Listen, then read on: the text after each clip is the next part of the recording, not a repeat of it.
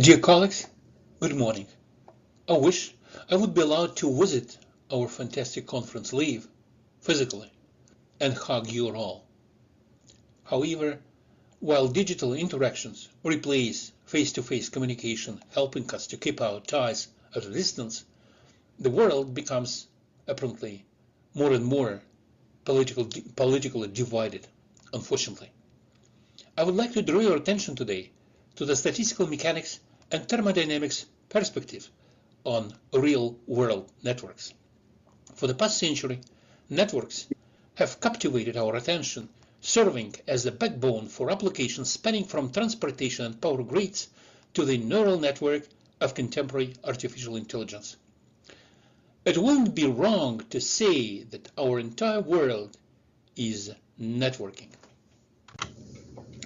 Networks, often comprising a multitude of nodes interconnected by edges in a graph, present significant challenges to standard mathematical modeling approaches. The traditional approach of using coupled differential equations proves impractical here, as such densely interconnected systems frequently devolve into chaos driven by numerical errors. The ergodic hypothesis offers a solution to this dilemma by equating ensemble and time averages. It replaces the dynamic description of individual changes with a probabilistic description within the ensemble over an extended period of time, thereby circumventing the complexities of chaotic behavior. Switching temporal and ensemble perspectives under the spell of ergodic hypothesis is assumed in thermodynamics, equilibrium statistical mechanics, and the theory of dynamical systems as well. In the thermodynamic limit, thermal fluctuations become negligible, and all thermodynamic quantities, such as pressure and energy, become simply functions of the thermodynamic variables, such as temperature and density. The initial application of thermodynamic approaches to network emerged within complex network theory, where the thermodynamic limit of infinite graphs was considered, rendering graph structural fluctuations as negligible. A key focus of their discourse was the universality and ubiquity, apparent ubiquity, in fact, of scale-free graphs, which were found to be prevalent across various domains.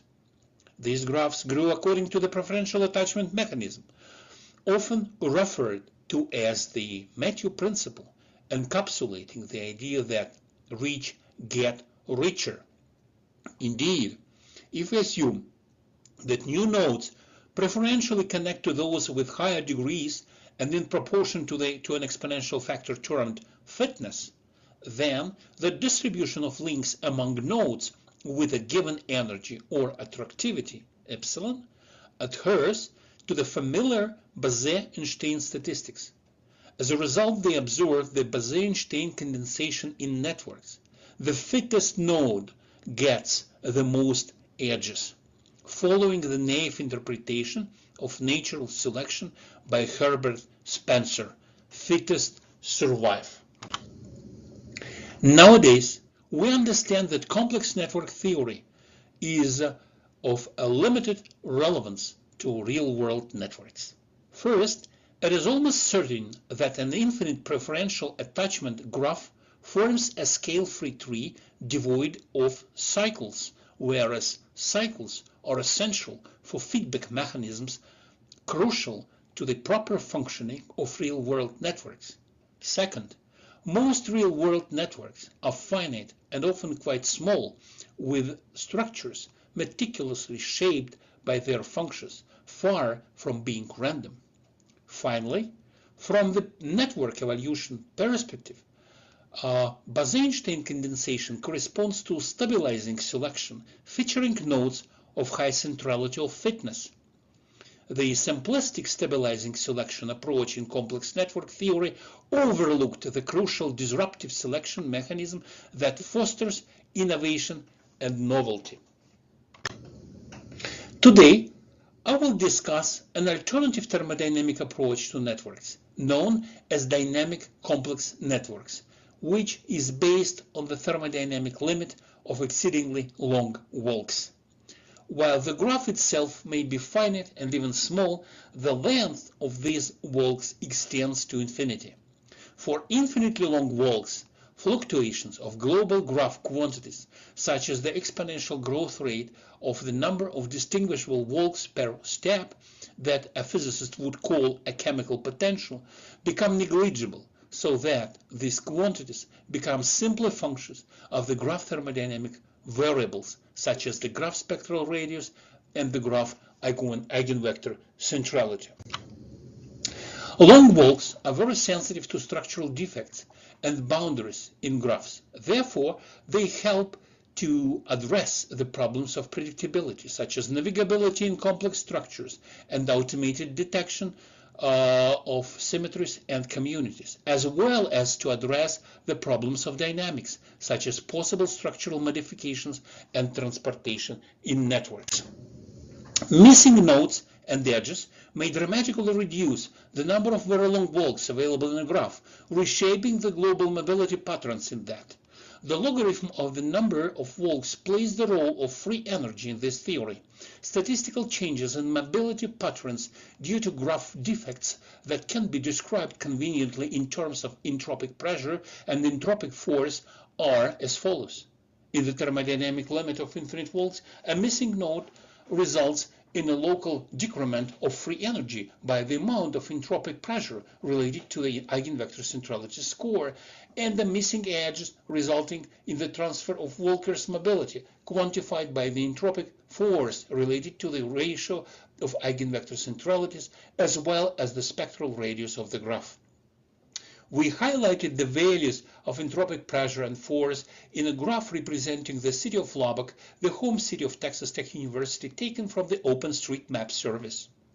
The city graph comprises of 10,421 nodes representing all spaces of movement, including but not limited to residential, secondary, tertiary roads, trunk links, and highways. The value of entropic pressure in the spatial graph of Lubbock attains maximum at the contemporary structural focus of the city, far apart from the city historical downtown.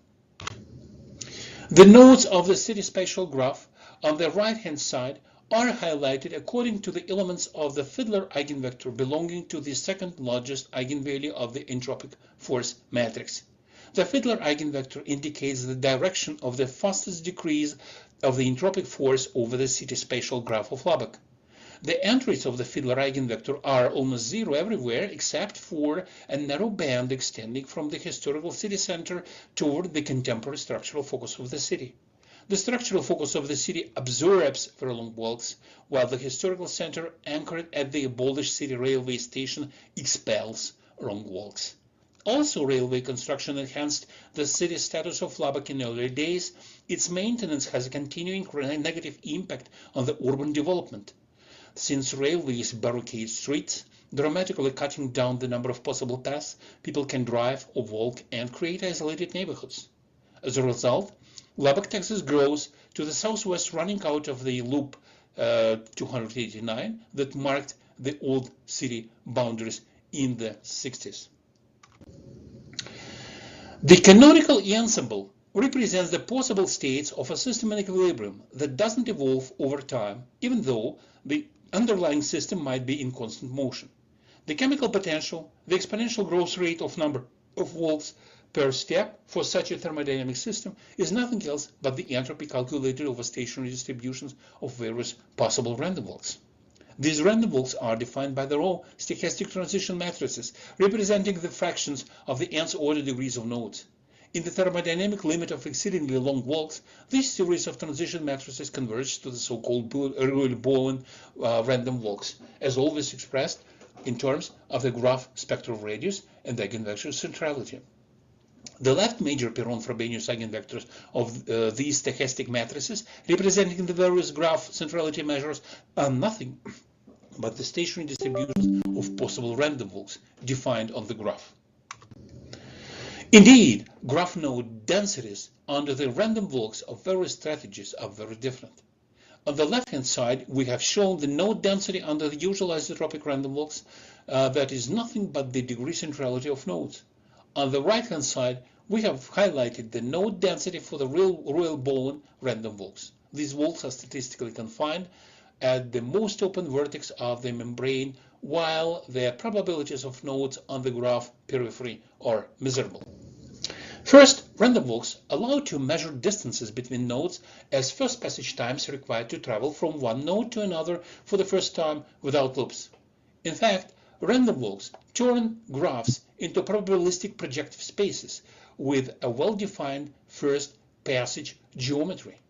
Indeed, if we symmetrize the stochastic transition matrices of these walks, their eigenvectors form the orthonormal bases in the n-dimensional eigenvector spaces. These eigenvectors are points on the surface of the unit multidimensional sphere, and the first passage quantities are nothing but stereographic projections of these eigenvectors from the stationary distribution of walks scaled by the inverse square roots of the related spectral gaps. These first passage quantities are as follows. First heating time required for a random traveler to reach one node from another for the first time without making loops. First passage time required for a random walker to reach a node starting from another node chosen at random with respect to the density of random walks for the first time without making loops. And finally, commute time required for a walker to reach one node from another and then return back for the first time without making loops. All these first passage quantities have the structure of Euclidean geometry. The first passage time is a squared norm of a node in the n-1 dimensional projective space.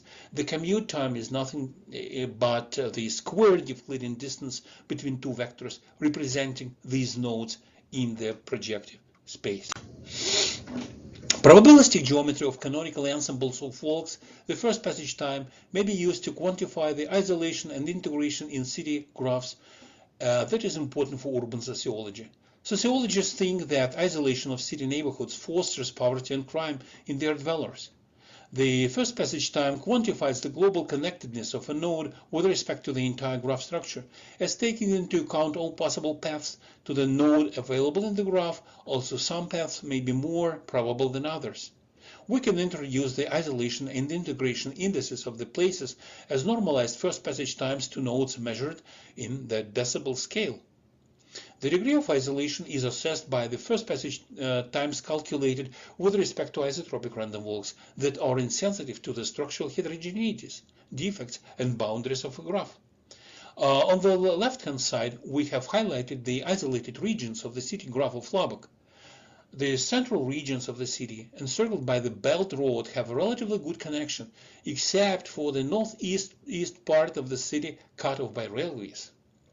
The degree of integration is assessed using the royal bone random walks based on the intuition that areas and the places of motion well integrated into the urban fabric should belong to the majority of possible infinite walks existing in the graph, and therefore determine the dominant mobility pattern in the transportation network.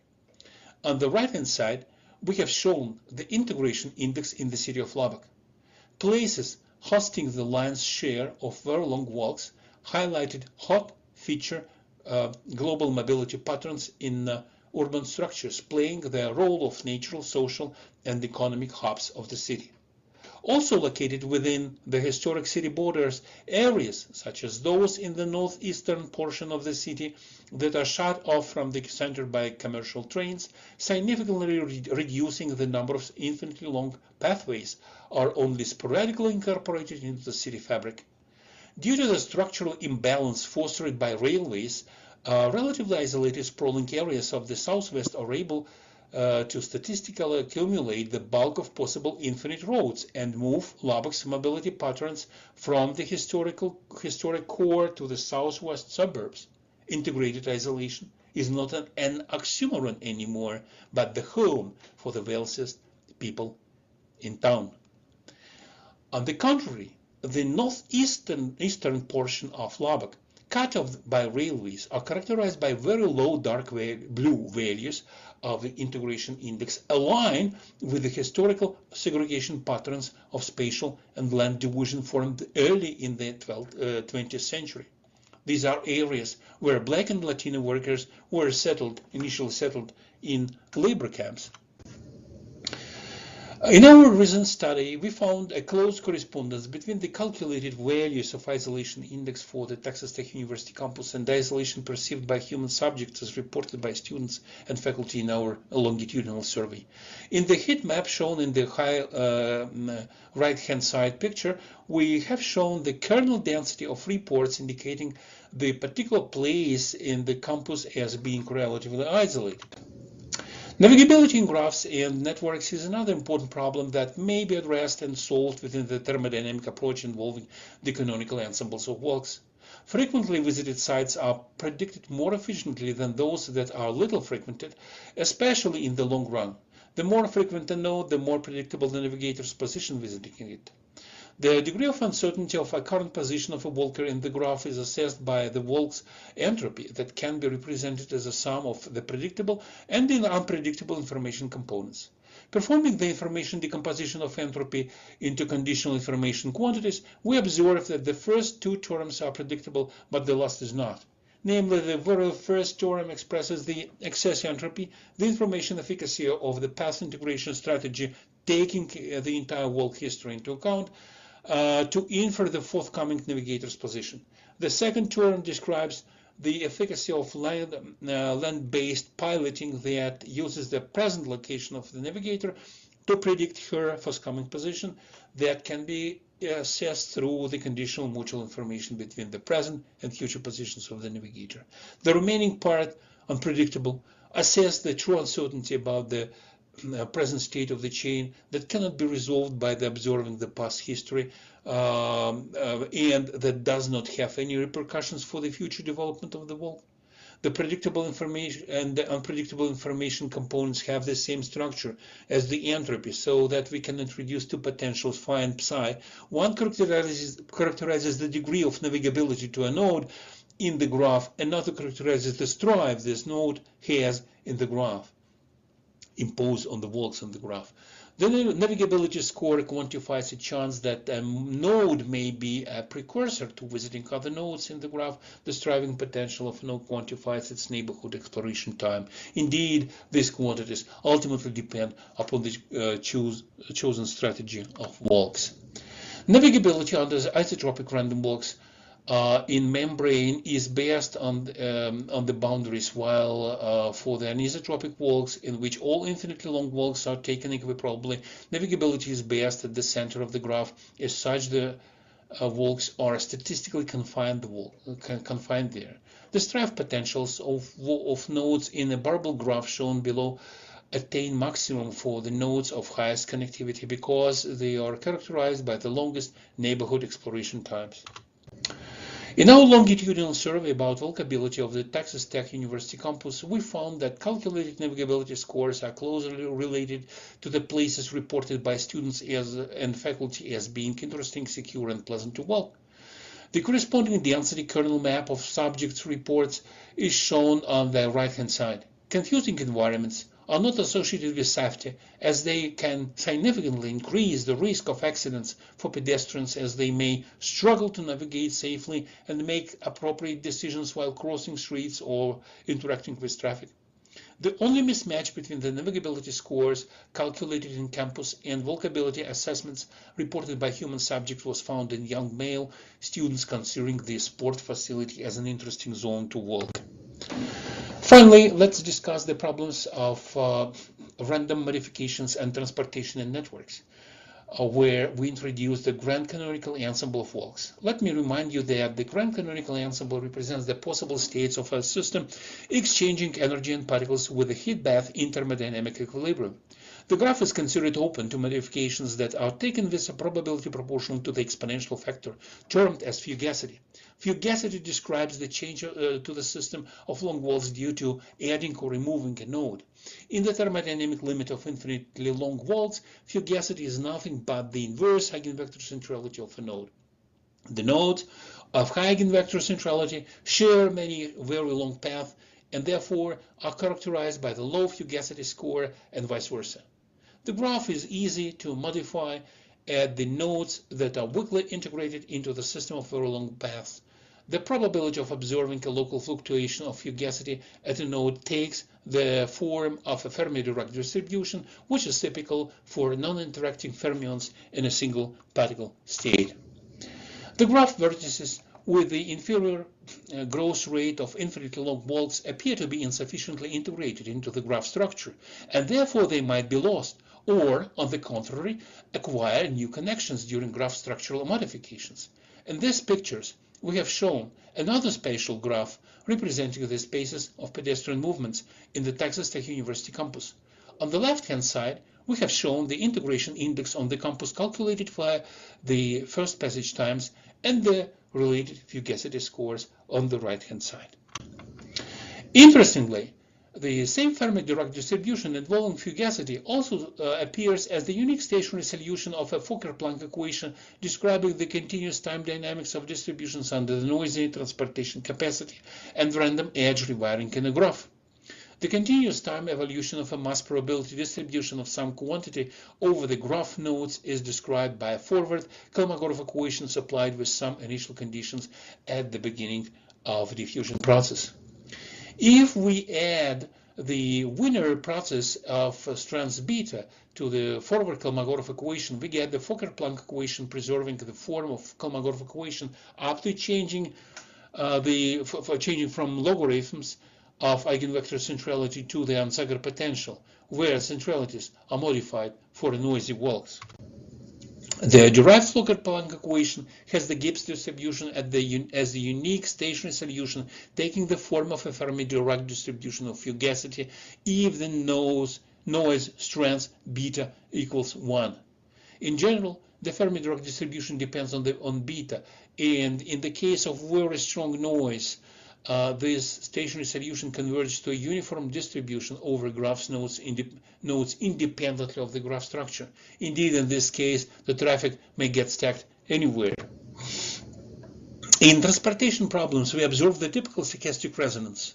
While central hubs accumulate the most of traffic in normally operating transportation networks, as it is shown in the traffic congestion modeling on the left-hand side graph, traffic congestion may catch it at the nodes of low centrality and structural bottlenecks due to the random fluctuations of transportation capacity in networks, as is shown on the right-hand side graph.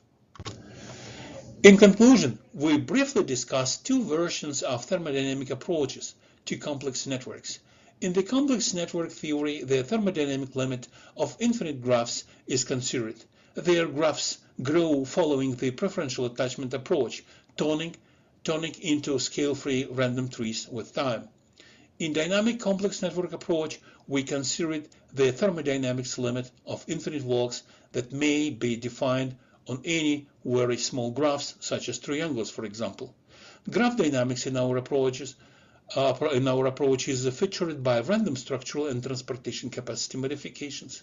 While complex network theory results in Bose statistics featuring the fittest node through the Bose-Einstein condensation mechanism, dynamic complex networks are rather described by the Fermi-Dirac statistic featuring nodes of high fugacity, weakly integrated into the system of long walks, that leads to stochastic resonance, visible in traffic congestions.